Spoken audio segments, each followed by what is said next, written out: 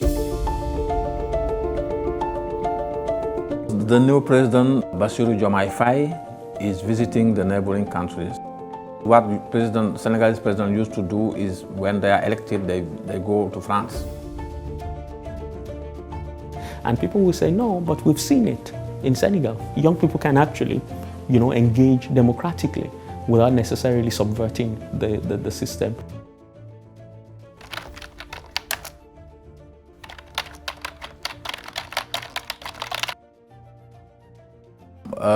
What is very important in this new regime is the sovereignist and the pan-Africanism discourse, what they want to sell to the rest of to the neighboring countries and also to Africa.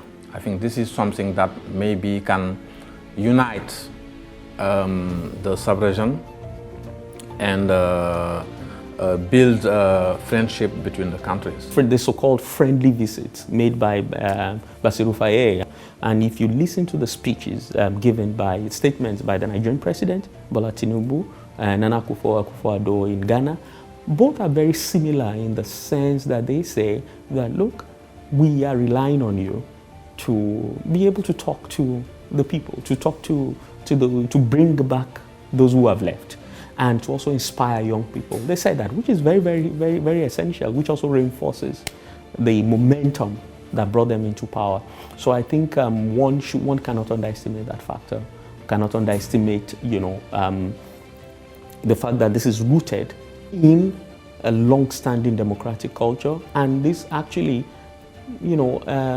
stands in contrast to what we're already seeing now with the coup leaders in Guinea, Mali, Burkina Faso, and Niger. So if you have a group of politicians in their early 40s, early to mid 40s, going about this in a democratic fashion, that actually emboldened many young people. If you look at it in the context of the fact that Africa actually has a whole lot of old leaders. In fact, I think the average age of African leaders, the last time I checked, was about 62 years, which is an irony for a continent regarded as the youngest. So if Macky Sall succeeded, this would have dealt a great blow to sustaining democracy.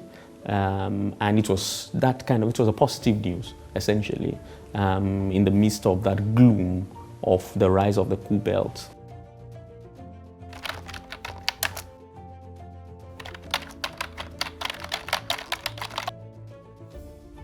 The political system is very strong because they are voting since 2 centuries. Popular protests always have been done through ballot boxes. That means people can be very angry against the regime, they can be upset, but the sanctions always will come through ballot box.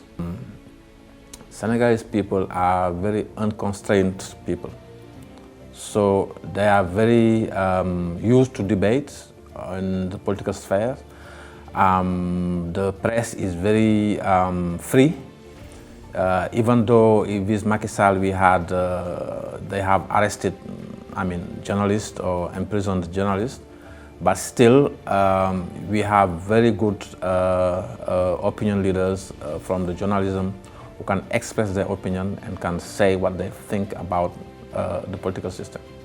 I think we were saved by the Judicial Court, which is a strong institution that also fight against the will of Macky Sall, the ex-president. And this is also, I think, help it a lot, also give a lot of encouraged people, to defy Macky Sall and then to go to the streets to protest. There's always been elections. It's one of the most democratic countries in the sub-region and on the continent. So it's just a testament to its democratic culture and also a vibrant civil society. So it's always had this very vocal civil society that find ways of affirming their rights and also pushing for elections